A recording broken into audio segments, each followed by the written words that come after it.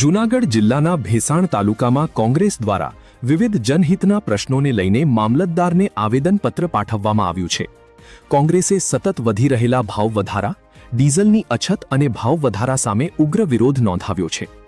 આ ઉપરાંત નીટ પરીક્ષાના પેપર લીક મામલે શિક્ષણ મંત્રીના રાજીનામાની માંગ કરવામાં આવી છે। રાજ્યમાં લગાવવામાં આવી રહેલા સ્માર્ટ મીટરોનો પણ વિરોધ કરી તેને તાત્કાલિક બંધ કરવાની માંગ ઉઠાવવામાં આવી છે।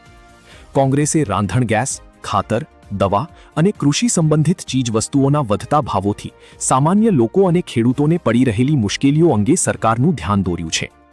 આ કાર્યક્રમમાં જિલ્લા કોંગ્રેસ પ્રમુખ અમિત પટેલ સહિત અનેક આગેવાનો અને કાર્યકરો મોટી સંખ્યામાં ઉપસ્થિત રહ્યા હતા।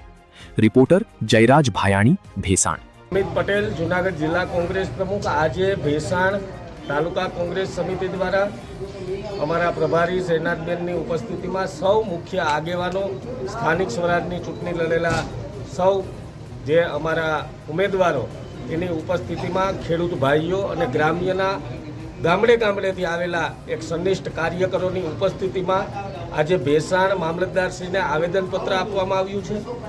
આ દેશમાં મોંઘવારી દિવસે ને દિવસે જે માજા મૂકી રહી છે, રાંધણ ગેસ, ડીઝલ અને પેટ્રોલના ભાવ આસમાને પહોંચ્યા છે, ત્યારે એ તાત્કાલિક ઘટાડવામાં આવે અને આ દેશના યુવાન ભવિષ્ય જે વિદ્યાર્થીઓ છે એને નીટ જેવા પેપર ફોડી આ શિક્ષણ મંત્રી હજી રાજીનામું નથી આપી રહ્યા અને કેટલાય યુવાનોએ આપઘાત કરવાનો જે વારો આવ્યો છે, ત્યારે આવું નીટ જેવું મહત્ત્વનું પેપર જે ફોડવાનું ભાજપ સરકાર કરી રહી છે, તો એમની વિરુદ્ધ તાત્કાલિક કાર્યવાહી કરવામાં આવે અને ખેડૂતોને જે ખાતર જે પોષણક્ષમ ભાવમાં મળવું જોઈએ એ ખાતર અદ્યતન ભાવ જે વધારો થયો છે, ત્યારે ખેડૂતોની કમર તોડી નાખવાનું કામ આ ભારતીય જનતા પાર્ટી 2014થી જ્યારે સત્તામાં આવી છે ત્યારથી લાઇનમાં ઊભા રાખવાનો વારો એ ખેડૂતો અને મધ્યમ વર્ગનો આવ્યો છે।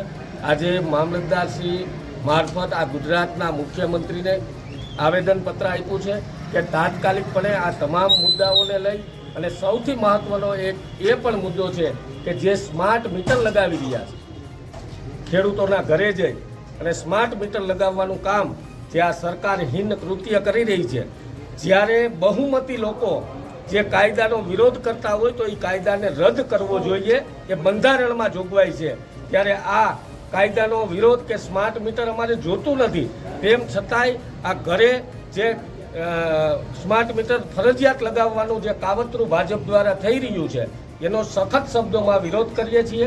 આ તમામ મુદ્દાઓને લઈને આજે મામલતદારશ્રીને આવેદનપત્ર આપ્યું છે। અમારા મુખ્ય આગેવાનોની ઉપસ્થિતિમાં આજે સૌ લોકોએ ભેસાણની જાગૃત જનતાએ આજે ભાજપ સરકારની વિરુદ્ધમાં આ આવેદનપત્ર આપવામાં આવ્યું છે।